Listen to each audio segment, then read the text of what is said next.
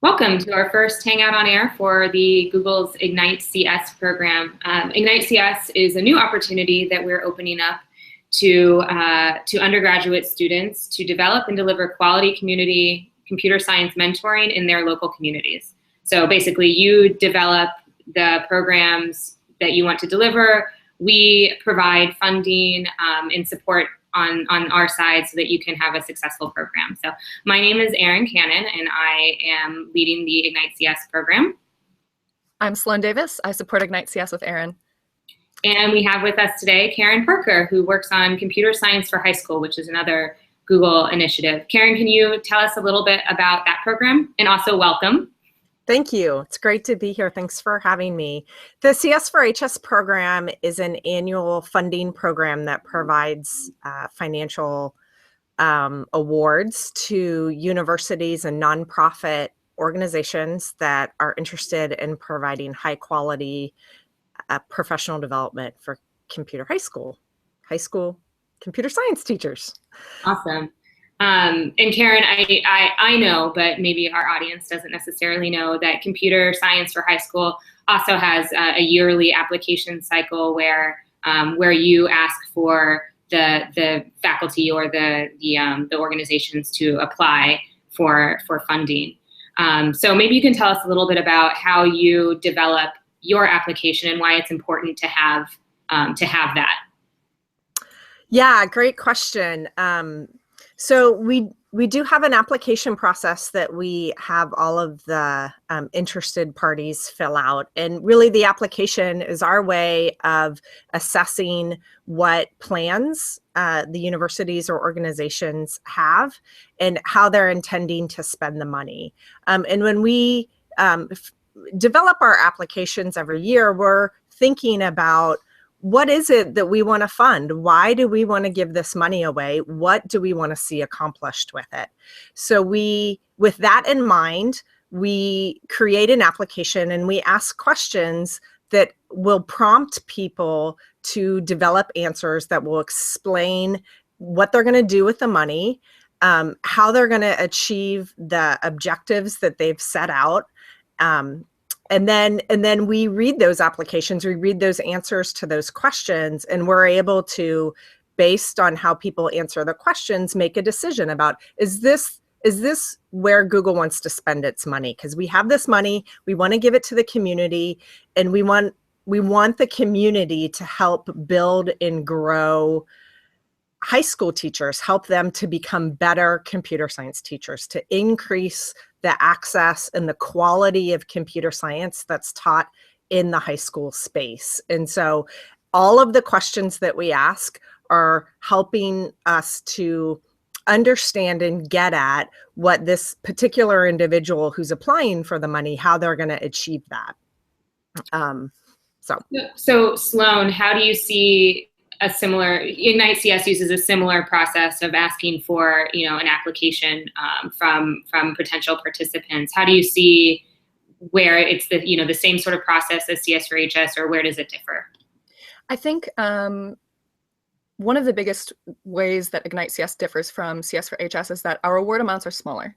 And for CS for HS, it's really important to have kind of a full scope of accountability, of being able to see that the money is being truly invested in the high school teachers, in their learning, in their accomplishments.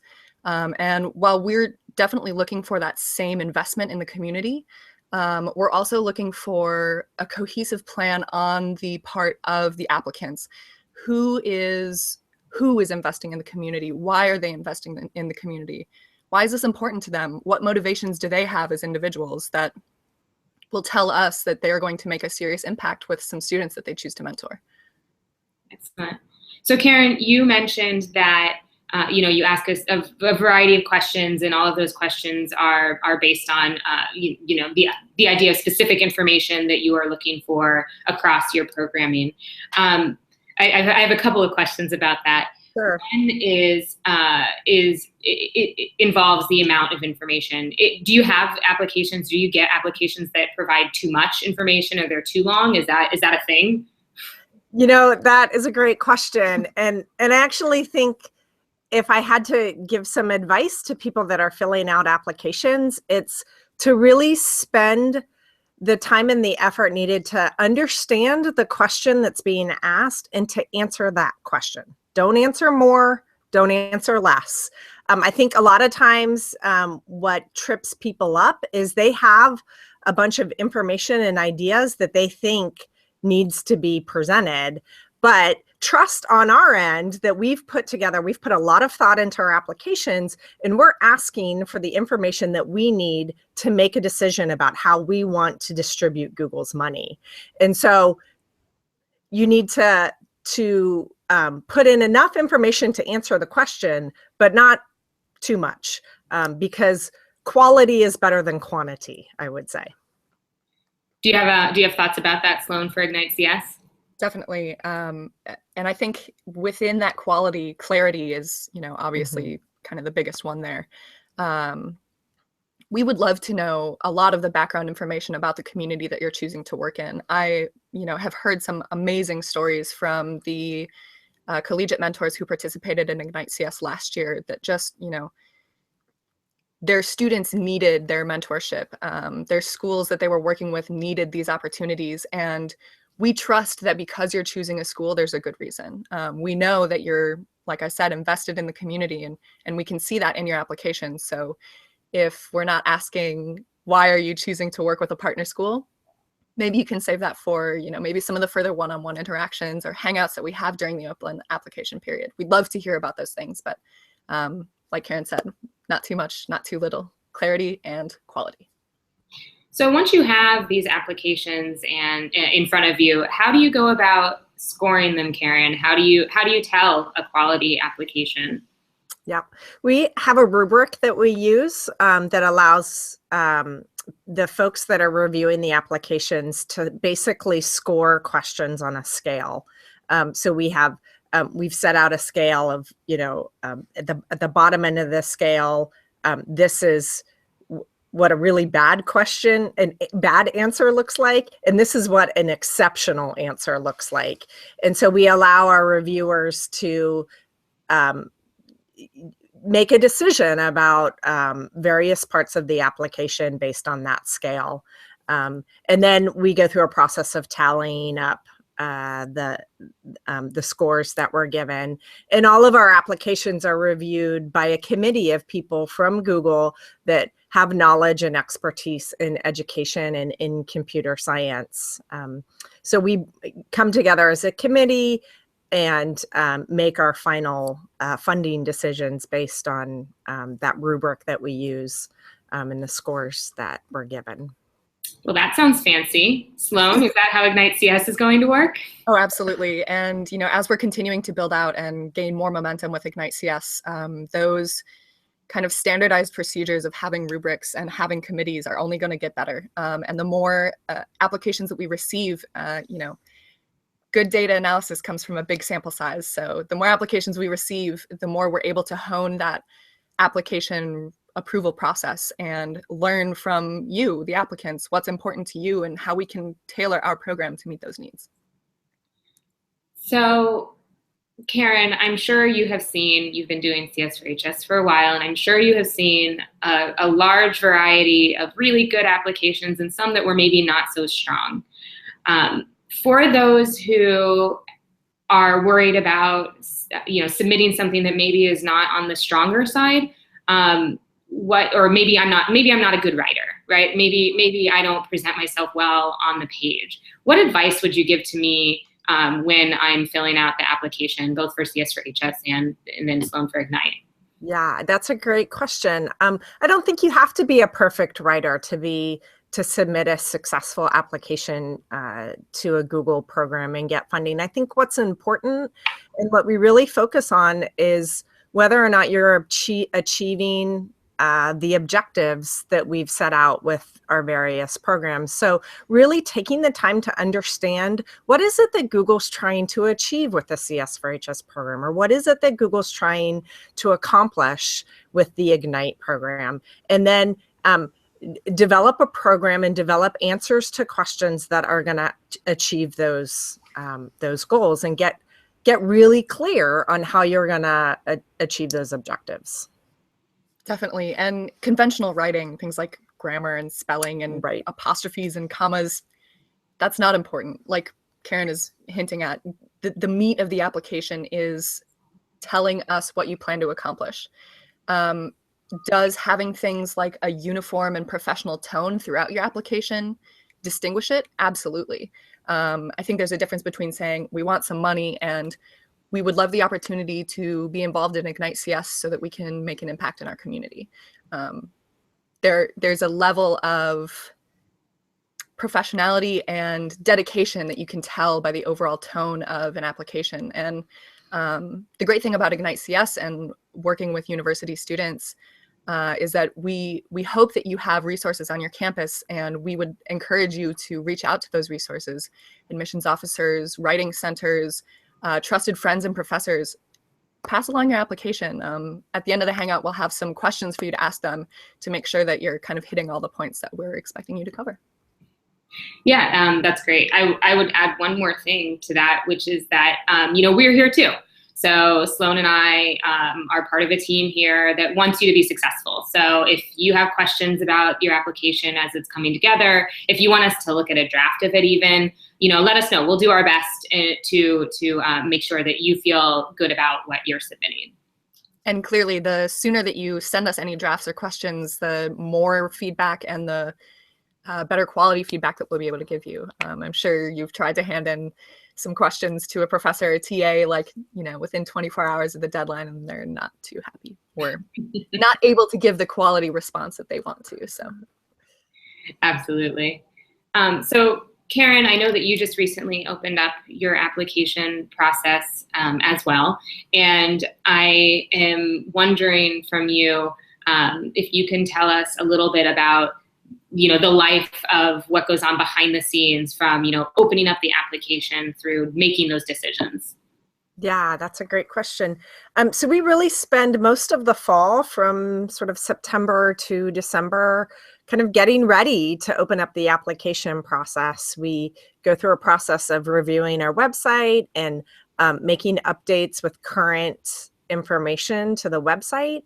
We go through the process, we review our application questions and update our application with questions that are relevant to our funding goals for this year. The CS for HS program has been running at Google since 2009, and every year we make slight changes to the program because we really want our funding to go towards what's relevant and what's current in computer science education today. So we go through a process of developing the right questions to address our funding objectives for the year. We go through a whole process of developing communications and a plan for communicating, writing blog posts, sending out emails, contacting key organizations that have a vested interest in teacher professional development, letting them know that the application process is going to open up and how they can apply. Then we also go through a process of planning Hangouts on Air for our applicants also, and talking about the relevant, important pieces to filling out a successful application. Once the program launches, the applications open up, we then will start to execute on all of those communications, sending out the communications, doing the Hangouts on Air. And we also go through a process of getting ready to review applications. So we update our rubric that I mentioned earlier to map to the questions that we've asked on the application.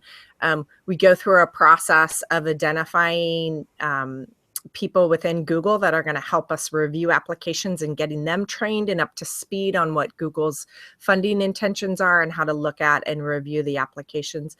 And then we have these systems that we use to bring in the applications, get them into our reviewing portal. And so there are some technical steps that go into that.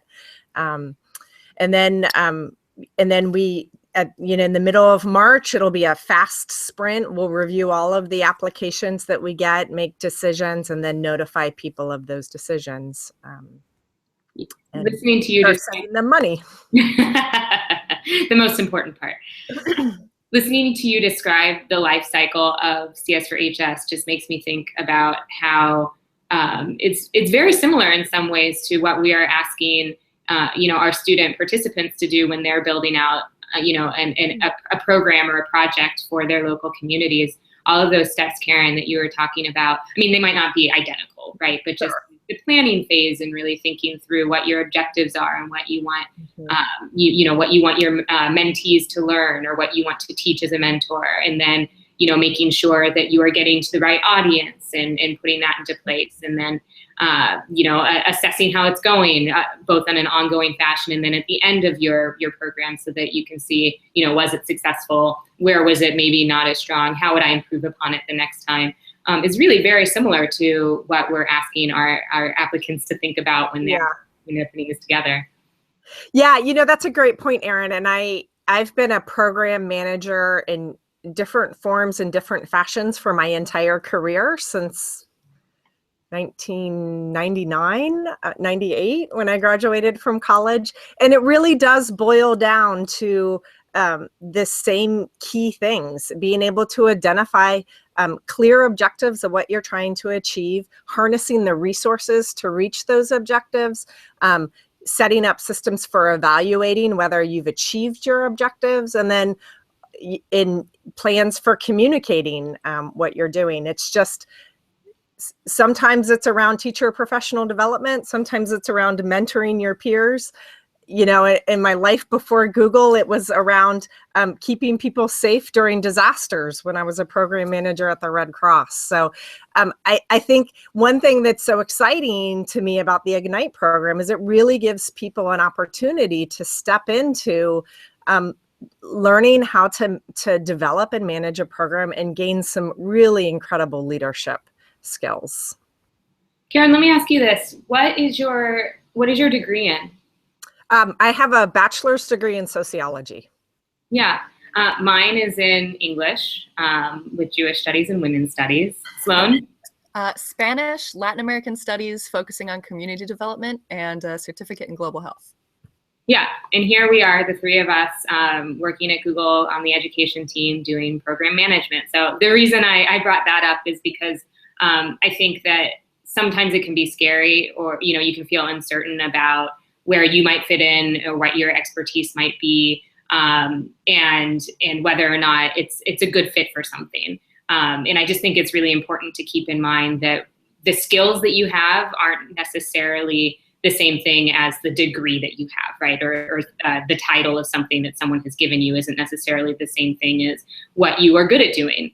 And especially for a program like igniteCS, it's around computer science education and mentorship, but does that mean that you have to be, the strongest CS major in your school? No. Do you even have to be going for a CS major? No.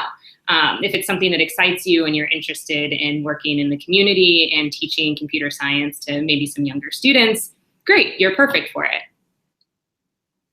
Yeah, that's a great point. It's a very exciting program, and I think there's some great opportunities for folks. Great. While we have you, while we're recording you, we'll go ahead and ask you to commit to helping us review the application. I look forward to it. Only if you help me review CS for HS applications. You got it. I will. So Sloan, I would love to hear a little bit from you about what does the igniteCS program look like, or who as an applicant, who am I, right? Who can apply for this program? What do they have to have? What do they not have to have as an applicant? Absolutely. So there are a few things that we definitely need applicants to have. Number one is a faculty advisor. That can be any trusted faculty at your educational institution who you think will be able to provide some wealth to your outreach, as well as our point of contact for financial reasons. And then after that, we need a group of students, 5 to 10 to start. We need a cohesive group who is able to commit early on to developing this outreach. You are able to add more mentors toward that. I think last year we had a program at University of Cincinnati who applied with maybe around 10 mentors and finished with about 60. So we need that center core who's going to submit the application for us and show that they're committed to putting forth their outreach. And then, a solid application, like we've mentioned, that is focused on those objectives and being able to measure those objectives every step of the way. And then a plan for using the funds that you're applying for. We want to see, again, that investment in the community. Did I miss anything? Probably, but nothing that I can think of. We definitely spelled everything out on our website. And obviously, if there are any questions, you can join us on future Hangouts. We'd love to hear from you. Yeah, and our website link, just for those of you who don't know, is g.co/igniteCS. So you can find us there. We have a question from the audience. It says, hi, Erin, does it have to be a computer science program? How about digital literacy or e-safety or office productivity, etc.? That is a good question. And the easiest way to answer this is to say that there has to be some sort of computer science element to it. That doesn't mean you have to go and teach Java. What it does mean is that we want to see at least a computational thinking aspect to this, where there's something where there is a connection between computer science and the students that you're mentoring. So this is not, we're not looking for something that is teaching somebody how to type or word process, or even teaching somebody how to safely search the internet. Those things are really important, but not the goal of this particular program. Did you want to add to that, Sloan? Yeah, I'll start by saying that we had a wealth of educational resources that our igniteCS participants used last year. Everything from teaching App Inventor to Scratch to blending computer science with engineering. There really was a phenomenal amount of instructional materials. We were pretty impressed. There are some materials that Google's education department has developed. CS First is a great tool if you're looking at least for a direction to get started. It's a free after-school club that uses Scratch to teach fundamental programming concepts. Along with that, you don't need to have any experience in computer science to use CS First. Absolutely, anyone. You could pick someone off the street, put them in a classroom, and hand them the CS First materials, and they can lead that club and that instruction. Although we don't recommend that. No, we definitely want you guys in the classroom. And then following off of that, we really encourage a wealth of mentors from your college or university. Everyone has something to bring to the table. We have all very diverse educational backgrounds.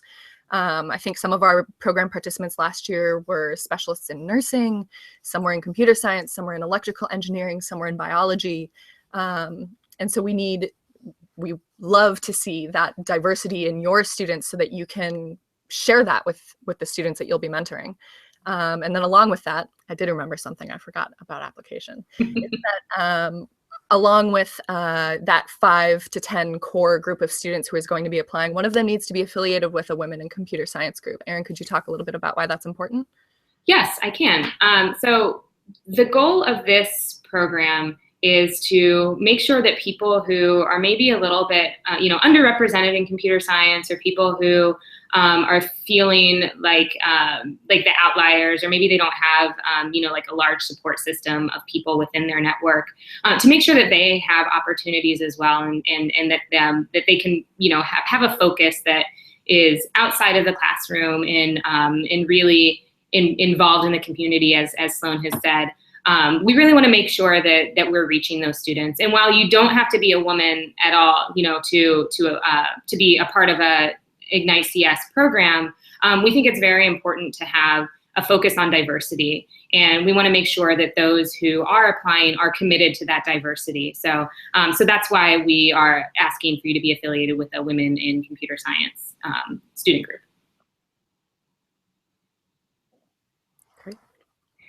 Excellent. So we're done with that question. Let's see if any more come up. But Karen, I just wanted to, first of all, to thank you. You've provided a lot of really great information for us here today. But I wanted to ask you for any final thoughts that you might have, or anything that when we're thinking about an application process, either for igniteCS or CS for HS, or really applying to anything, do you have any thoughts, high-level thoughts about the process and what we might think about?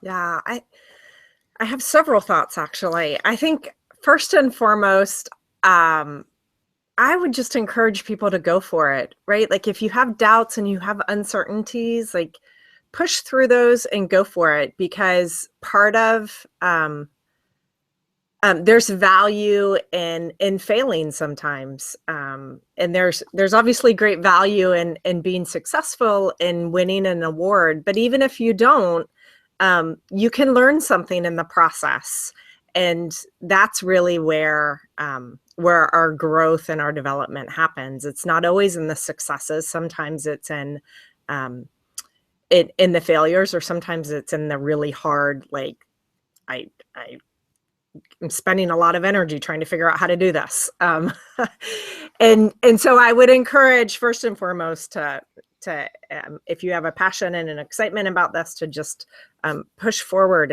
and do the best that you can and learn in the journey. And then, I kind of feel like a broken record, but when you're in the application process, spend the time and take the effort to get really clear on what your objectives are for applying for this program and setting up this type of mentorship opportunity in your school, and get clear on those objectives, and get clear on what Google is wanting to fund, and then put that into words, clear and concise words. Excellent. Yes, I hate failing. I don't like it at all. I'm not good at it. When it happens, I feel crushed. Like I'm never going to try again. I just burst into tears. It's not something that I am good at all. But I totally agree, Karen. There is so much value in trying, right? If you don't try, then you might not fail, but you're certainly not going to succeed. So I think that's really great advice, and I'm going to try to take it. So we have a couple other questions in here. One says, can I join as part of an organization that celebrates diversity but is not specifically for computer science? Good question. Sloan, do you want to start off on that one? I think if you are a group who is passionate and involved with diversity, but not necessarily affiliated with CS, what we need to see is a commitment to teaching CS and sharing computer science with the partner school students. It's igniteCS, and we definitely want to make sure that while we're having really inclusive and healthy and strong communities of mentorship, that we're focusing on sharing exposure around computer science, which it's not a core subject in all schools. A lot of students do not have access to learning these materials. Personally, I wasn't able to learn computer science because my sophomore year of high school, when I had the option of taking the elective, it was defunded. So we're really excited that we have so many students who are passionate about sharing these experiences and this knowledge with students who might not have access to it. So we definitely need to see how your group of students is going to convey that excitement and that exposure. Yeah, I think that's right. Computer science is an absolute must for this particular program. Okay, another question. I have a set of friends who are very, and that's emphasized, passionate about helping the community. Does it have to be 5 people, or would Google consider my group of 3 friends? I think we would need to see a plan for getting more than 3 friends. While a strong and cohesive group of kind of organizational leaders is really important for the success of an outreach program and program management in general, meaningful mentorship comes from one-on-one interactions between mentor and mentee. Overwhelmingly, from the feedback we heard from igniteCS participants last year, they could watch their students from week 1 to week 5 just literally blossom, come out of their shells. Maybe these were students who didn't even want to come to school, but they had to in order to participate in the igniteCS club after school. And that's why they came to school that day. It's amazing. You won't believe the things that you're able to accomplish with your mentees by having those meaningful personal interactions. So if you're a group of 3 who is passionate about applying, we need to see a plan for how you're going to involve other mentors to make sure that your mentees are having that experience. Yeah, and I would just add that what Karen was saying earlier about, we think very carefully about the questions that we are putting on our application, and we think very carefully about the requirements that we are attaching to them. So there is a reason for all of them. And Sloan was talking a little bit about what some of those reasons are for that, at least five mentor piece of it.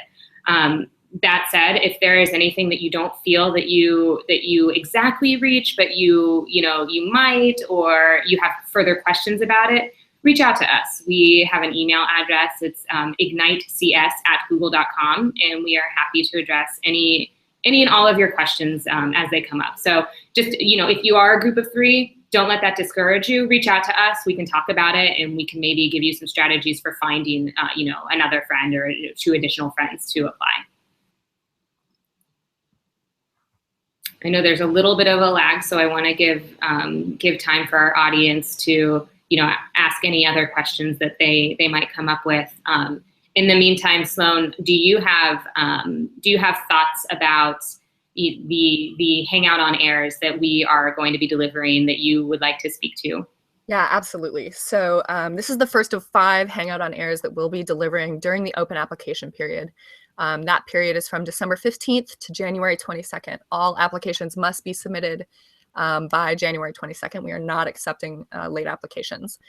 So throughout this open application period, we're going to be continuing to have these discussions with Googlers, with past faculty advisors, with past igniteCS participants. We want to share their experiences and their wealth of knowledge with you. So each Hangout is going to be having a different theme.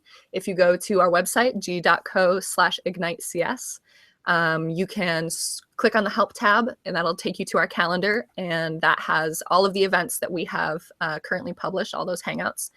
And if you click on each Hangout, you'll get a little bit of description of each. Going forward, the next Hangout is going to be designing your outreach on December 30th. Following that one, we have marketing and recruiting. That's both contacting your partner schools, finding other collegiate mentors to work with you. That's going to be on January 5th. On January 14th, we're going to have a really fantastic Hangout. We already have so many people signed up to participate. That's going to be around instruction and activities, the sort of curricular resources that you'll be using to teach your mentees about computer science. And then the last, did I say that one was going to be on January 14th? You did. The last Hangout will be on January 19th, and we're going to kind of bring it all together at the end. Go back, revisit the important things that we look for in applications, and just kind of summarize all of the information that we've been discussing. Excellent.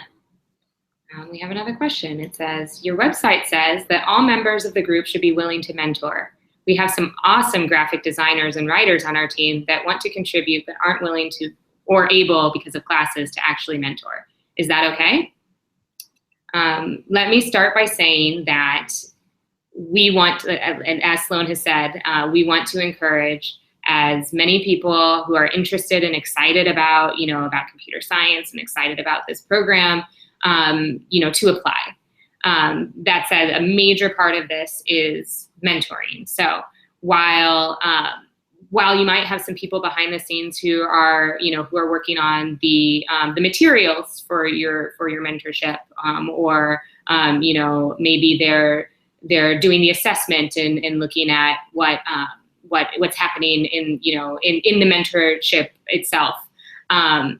It's very important, as Sloan has said before, for you to have at least 5 mentors who are willing and able to be in the classroom. You can still count the people on your application who are not, but just be very clear about who they are and what their roles are going to be. We understand that class schedules are crazy and it might be difficult for everybody to commit to the same time.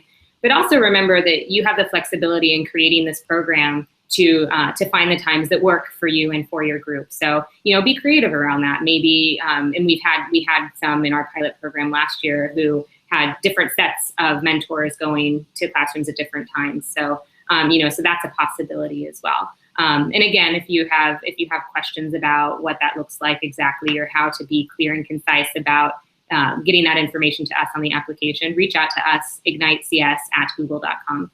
Sloan, did you want to add anything to that? Maybe just build a little bit and saying, yeah, Aaron mentioned that we had some groups where, they really invest a lot of their organizational energy into strong volunteer management. Not every mentor has to be in every igniteCS mentoring session. We really encourage that people go as often as possible because, again, those one-on-one interactions are just so meaningful. And I think once you get in the classroom, you're really going to enjoy it as well. And, there is that flexibility where if you're going on Tuesdays and Thursdays and some mentors have classes on Tuesdays, they can go on Thursdays. That's totally okay. But we do need that core of at least 5 in the classroom all the time, sharing and learning and exchanging.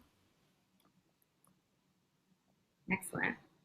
Okay, is there any commitment from us, the audience, or the applicants, to Google if we win an award? Do we need to file or fill in reports or speak about our projects, et cetera, or get involved in Hangouts, things like that? So there is definitely going to be a wealth of resources and support that we're going to be offering you if your applications are accepted. That's something that we learned last year, is that our igniteCS participants want to know more. They want to be more involved. They want to hear from us. So we are going to provide those opportunities for you. They are not required by any means. I specifically work with igniteCS, kind of on this community end, working with you guys, the applicants and participants, but also working on data collection, analysis, and evaluation design. We do have some surveys that we would love for you guys to fill out so we can hear how your programs are going, and also just learn a little bit about you and why you chose to participate in igniteCS. Learning those things truly does change the future of this program. If we don't hear from you, we don't really know what to do or what to expand on or tweak. So, we're doing you being able to fund the program, right? Yeah. We also need to hear that you guys want igniteCS, that you had a great experience, and we want to hear if you didn't have such a great experience too. So we will provide all of those opportunities, more Hangouts, surveys, all kinds of office hours and great stuff for you guys if you want to take advantage of it, and we would love for you to take advantage of. Yeah, including mentors of your own from industry. We'll have a way. We're partnering with an organization called MentorNet to bring you mentors to help guide you through the process of being a mentor, but then also just to help you connect with an industry professional. We're going to get as many of you connected to Google employees as possible, and then we'll go from there. But as Sloan says, we'll have a lot of exciting things for you. And while we don't require much back from you, we are asking for some things that would be helpful for us. I will say that since this is a funding program and we are providing funds, we do need to know how you spent those funds. And that's just to make sure, as Karen was saying about CS for HS, that they're going to the appropriate place, that anything that we are funding, we just know how that money is spent. And again, that's so that we can figure out how to go forward. Is it okay if your plan changes a little bit and you need to funnel some money somewhere else? Yes, that's totally fine. If it seems like it might be very different, you can reach out to us and just verify that will work. But overall, we're fairly flexible. We just want to make sure that the funding is going where it's intended. Okay.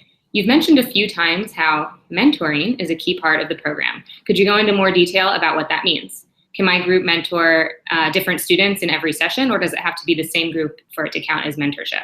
That's a really great question. Sloan, do you want to start or shall I? Yeah, so I would say that the difference between mentoring and teaching is teaching specifically focuses on the kind of educational outcomes. Did you learn the material?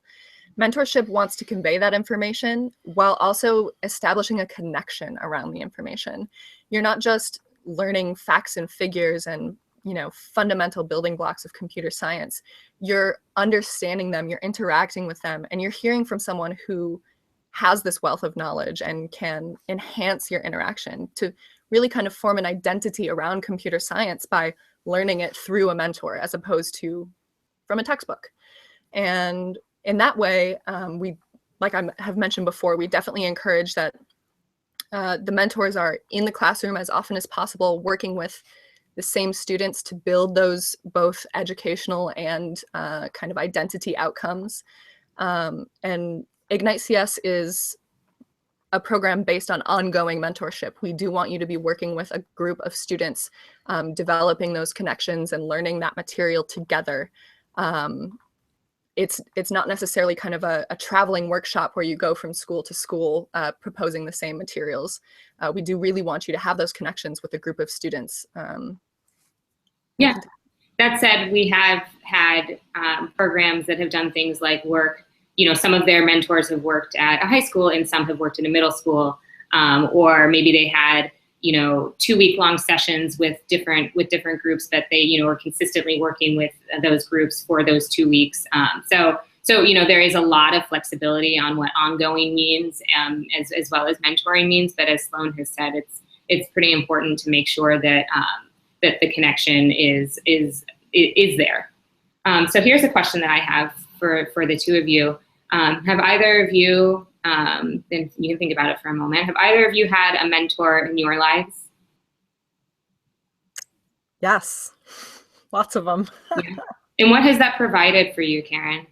I think the big thing for me is having people that are maybe just a few steps ahead of me or a few stages ahead of me in life. And can normalize the challenges or the roadblocks that I run into, whether it's, challenges as a parent or challenges as a Googler. I remember early on in my career at Google, in the first 6 months or so of being here, of the program manager that was my mentor that had been at Google a couple years longer than I had, talked about this idea at Google of kind of feeling like an imposter, like, oh no, like, because everyone is so smart and so accomplished, that I came and I started working here and felt like, oh my gosh, like I can't keep up with these people, and pretty soon they're going to find out that like I can't really do it. And I had these thoughts and these running through my head.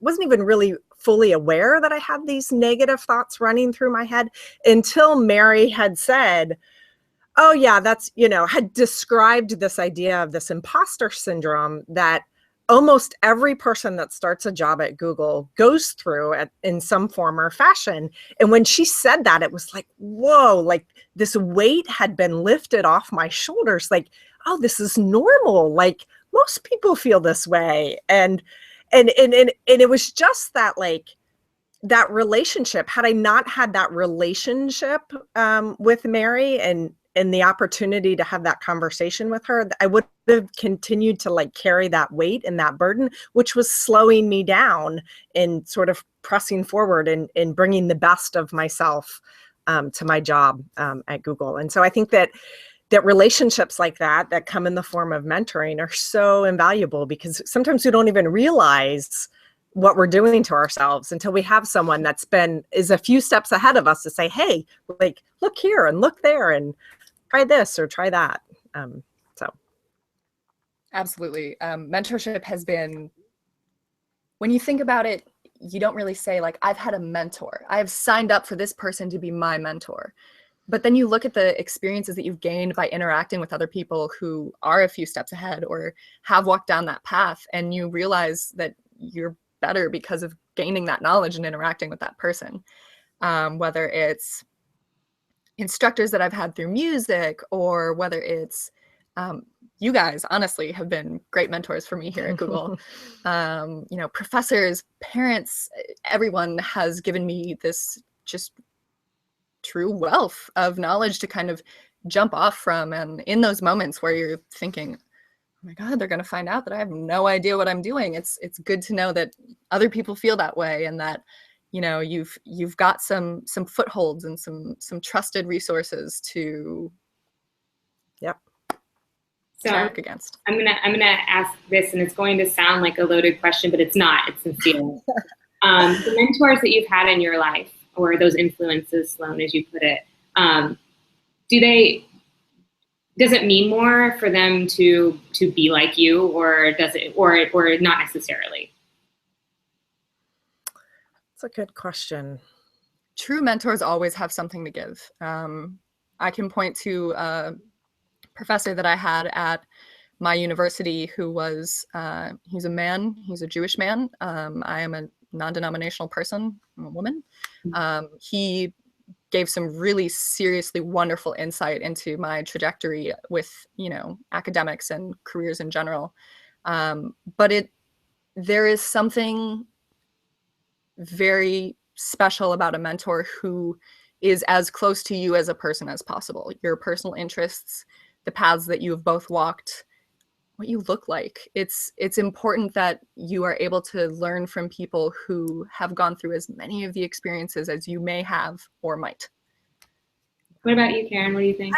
I think, you know, I think the value that comes from a mentorship type relationship is the ability for you to trust the other person and allow that person to speak into your life. And so rather than, and I think that's going to be different for different people. You know, for some people it's going to be, gosh, I need, like, for me to really like push forward and learn computer science and get through the challenging things of computer science and succeed, I need someone that, you know, is a woman and has faced the same challenges that I'm going to face and can help me walk through that. But for other people, it might be, you know, for someone that's going to be able to trust someone to speak into them, it might need to be someone who's different or has a different approach or a different angle. So I think that's really the question that that is important, is building a relationship where one person can speak into the life and the situation and the circumstances of another person. Yeah, and thinking about how I would answer that question, even though I'm the one who asked it. I think that I would meld your two answers. I think that I think you're absolutely right, both of you, that it makes a difference who it's coming from, and it makes a difference what they're saying. I think for my life personally, and in my life personally, that it might not be conventional ways of thinking. Like, it might not be somebody who looks exactly like me, or is the same gender as me, or the same sex as me, or, you know, has the same amount of children, or things like that. But I think that there's always a connection, right? Something that feels very same. And even if other people from the outside might not see it. So I think in my own life, the mentors that I've had that have been the most effective for me are those people who I have those connections with, either from, you know, similar life experiences, or just who have like very wise things to say that I can trust in and feel relate to me. Yeah. Okay, so we have another question. If our partner school or organization pulls out after we apply, or even during the program, are we still eligible for the award? If so, can Google help us find another partner school or organization? So you'll notice on the application that there is a place for you to put in your partner school or organization, but that is one of the only things that is not required for you to know ahead of time. While we want to see as much planning as possible, and to see that you've done some research, we understand that sometimes those partnerships are hard to find, or they fall through, as our questioner has mentioned. So yes, you would still be eligible for the award. We would want you to let us know right away so that we can work with you and help you figure out the best course of action. As Sloan has mentioned, we have a bunch of resources that we're putting together, and some of them will help you think through what the next steps would be, like, you know, going to your community outreach center or your student community center, and checking with them, checking with your faculty advisor to see if they might have some other sources that are interested in having a mentorship opportunity, and things like that. So don't panic, but let us know so that we can help you through that process.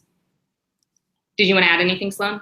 No, I think you covered that pretty well. I would say in general that the plan that you submit for your application is in no way binding. The application you submit, if I think we learned from one of the participating universities last year that they submitted their application saying, we're going to go to a partner school and teach them Java.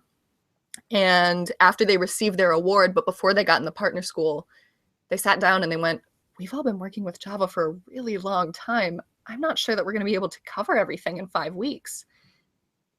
But we told them that we were going to do Java on the application, so let's find a way to make it work. We want you guys to design the best outreach possible for you, for your partner school students. If you realize that something in the application might not be the best way to get your mentorship opportunity accomplished, that's fine. Reach out to us. Like Erin said, we'll figure it out. Absolutely.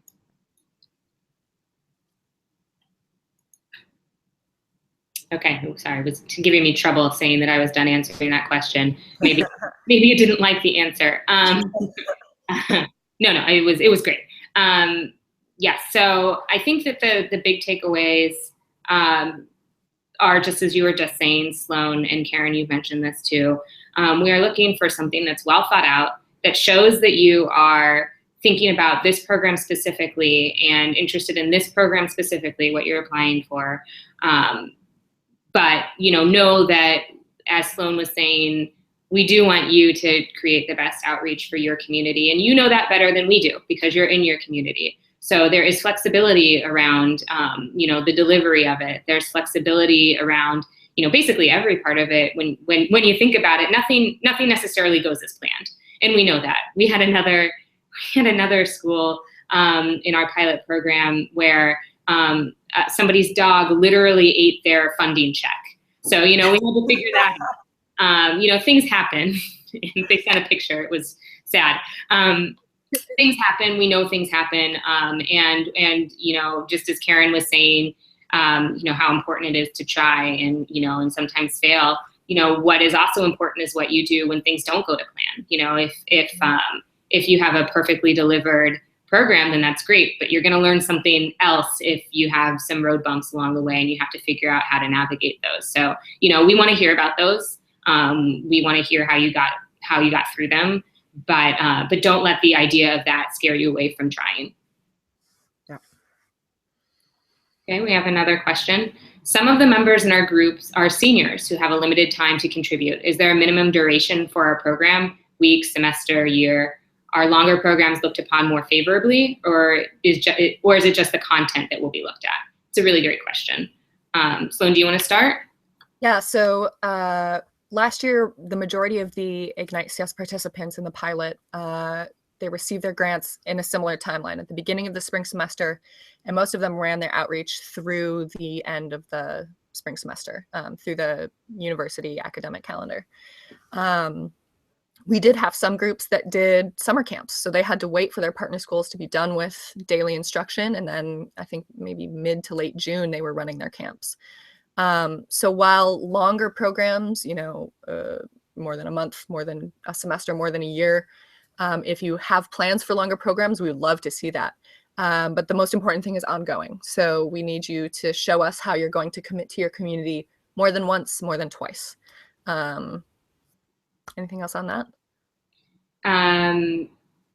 Yes, so there is no minimum duration necessarily, and longer programs aren't necessarily looked at more favorably, as Sloan was saying.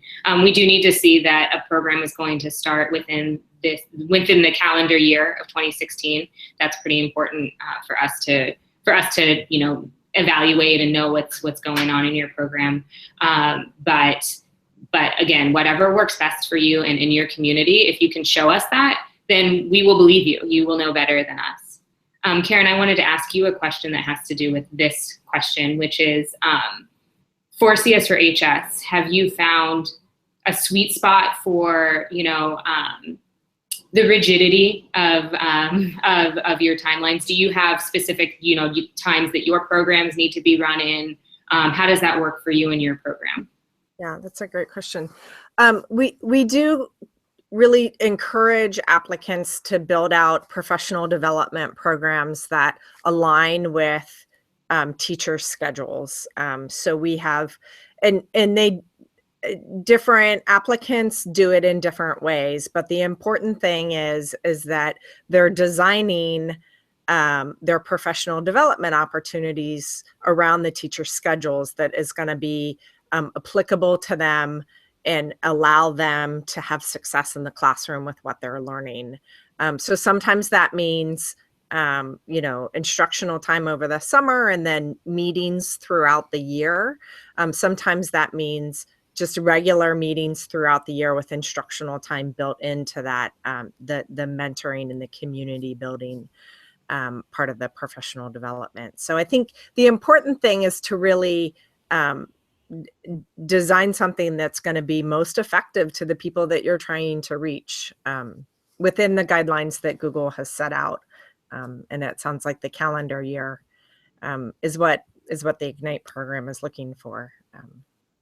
And I think also, I mean, correct me if I'm wrong, Erin, but within the CS for HS program, if people feel strongly about sort of going slightly beyond the parameters that we have set up, if you make a really solid argument for that, we will typically honor it. It's just, you need to make a good, solid argument for why you want to do it slightly different than the way Google has asked it to be done.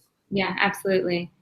Karen, I don't think I mentioned this at the beginning, but CS for HS also has an ongoing element that's built into to that proposal or that application that you do. So what does ongoing mean to you? Yeah, so our expectation is that professional development will happen.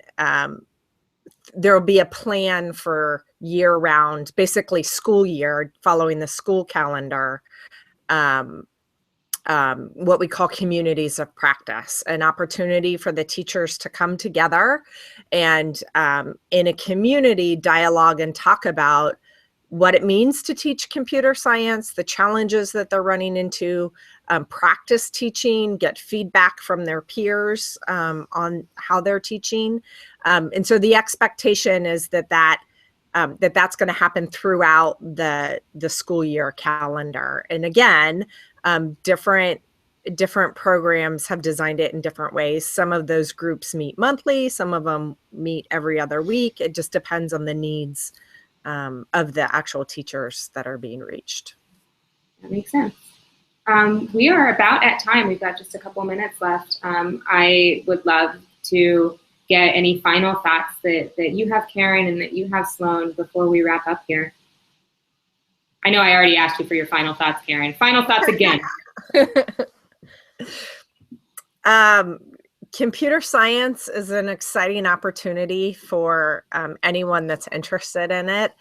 And the opportunity to be a mentor and to invest in folks that are just starting their journey in computer science is a great opportunity to be in, because people have the opportunity to change the world and have huge impact by learning and applying computer science. So you get to be a part of that. Absolutely. Building on that, harking back to apply, stick yourself out there. You never know what's going to happen. You might end up developing a program that, I think, one of our pilot participants last year told us that they were recognized by the mayor of the city that they were working in for the outreach that they had accomplished in their community. Amazing things, truly amazing things happen when you bring mentorship and computer science together, especially to kids who are craving it. Some specific thoughts for you as you're venturing on the path of applying for igniteCS. Like I mentioned earlier, you can reach out to folks, the resources that you have, campus admissions officers, writing, and professors who you think are going to give you some valuable feedback. Ask them a few questions. What are the goals of my proposed outreach? Is anything ambiguous in my proposal? Is anything missing from my proposal? Do you think I can accomplish everything that I've set out in my proposal in the time frame that I've suggested? How much funding am I requesting, and how am I going to use it? having as many eyes look at your application that you trust are going to give you valuable feedback before submitting it only increases your chance for success. And like Erin mentioned, we're here for you. We will answer as many questions as we possibly can. So join us on Hangouts, email us at ignitecs@google.com. We can't wait to hear from you. Absolutely. Thank you. Thank you both. This has been very informative for me, so I appreciate the time. You know, we will see. Karen, thank you for joining. And Sloan, we will be back with another igniteCS Hangout on air on December 30th with you. Yes. So, and until then, g.co/ignitecs or email us at ignitecs@google.com. Thank you.